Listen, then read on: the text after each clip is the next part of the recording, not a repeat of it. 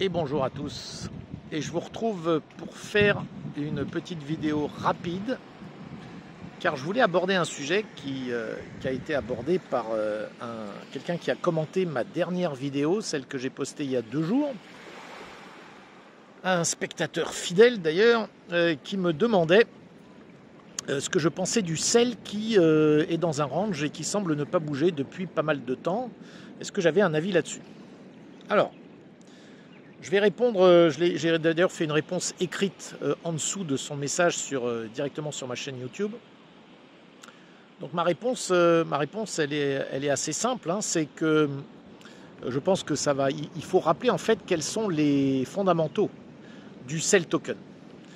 Le sell token, c'est un token donc d'abord qui a 690 millions de tokens qui sont émis, il n'y en aura jamais un de plus.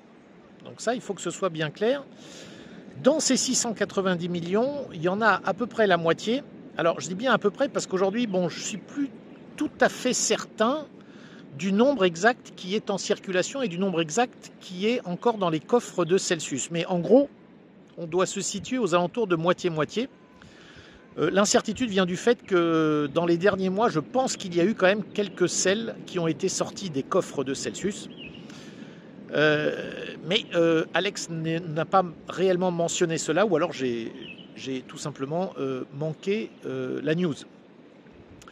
Alors, disons moitié-moitié, et les tokens qui sont dans les coffres de Celsius sont amenés à y rester pour quelque temps encore. Je crois que ceux-là, ils font bien comprendre qu'ils vont être distribués petit à petit, notamment au personnel Celsius qui a beaucoup travaillé et qui attend d'être rémunéré, évidemment, et de pouvoir toucher ses rewards en sel.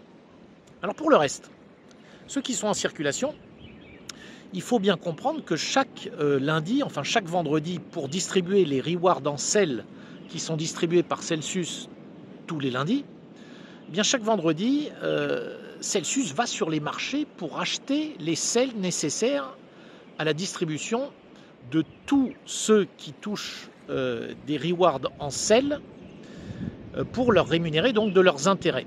Alors dans ce processus, le prix du sel évidemment chaque vendredi va être amené à bouger vers le haut puisque beaucoup de sel tokens vont être achetés. Mais en face, vous avez les acteurs du marché classique qui peuvent être vous et moi et qui décident à un moment ou à un autre de vendre des sels.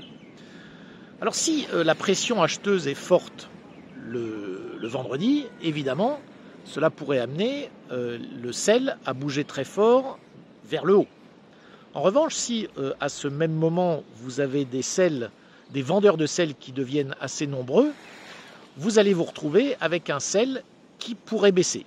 Il suffit tout simplement qu'il y ait des gros vendeurs qui ont touché des sels le lundi et qui décident d'en prendre une partie pour les convertir et pour acheter ce qu'ils souhaitent. Hein. Ça peut être une voiture, ça peut être de se faire plaisir, un voyage, n'importe quoi. En tout cas, qui décident de les transformer en dollars à un moment donné.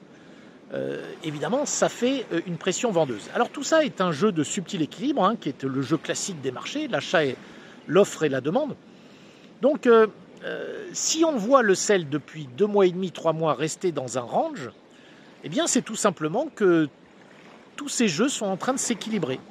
Et qu'il y a grosso modo, à peu près autant de pression acheteuse que de pression vendeuse au niveau des sels. Alors ça, évidemment, rien ne garantit que ça va rester comme ça ad vitam. Et vous savez, le sel, il a une tendance à rester dans un range quand pas mal d'autres cryptos bougent beaucoup.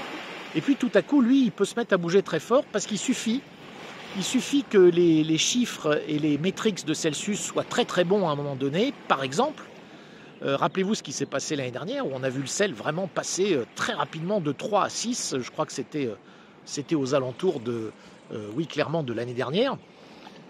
Et puis, je vous parle même pas de ce qui s'est passé encore avant, où en quelques semaines, on est passé de 10, 20 cents à 1 dollar. Donc, un x10 qui s'était fait vraiment très très rapidement.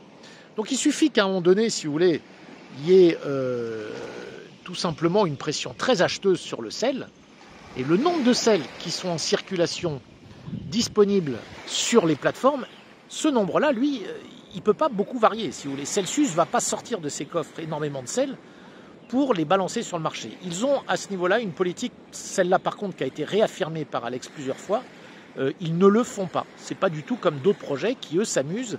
Ils ont beaucoup de leurs tokens dans leur coffre et puis c'est finalement avec ça qu'ils vont rémunérer le staking des participants ou qu'ils vont les donner à droite et à gauche comme bon leur semble. Non, non, non, Alex, là par contre est très clair, les sell tokens, ceux qui sont distribués chaque lundi viennent vraiment de tokens qui sont rachetés sur les marchés par Celsius. Voilà, alors j'espère que ça répond aux questions qu'on peut se poser sur le sel. Vous avez un site que je vous conseille d'aller regarder qui s'appelle celsiushub.com, celsiushub.com, sur lequel vous allez retrouver la fameuse Celsius Flywheel, qui est un petit peu le cercle vertueux de Celsius, en tout cas qui explique assez bien comment fonctionne le token Celsius et quels sont finalement ce qui va faire qu'il subit des pressions acheteuses et vendeuses par certains moments. Voilà, si vous aimez ces vidéos, bien sûr, abonnez-vous. Mettez un pouce pour dire que vous l'avez aimé cette vidéo, vous connaissez le principe bien entendu, et visitez mon site cryptoparadise.consulting où je remets à jour assez régulièrement mon blog avec des articles intéressants. Je vous dis à très bientôt.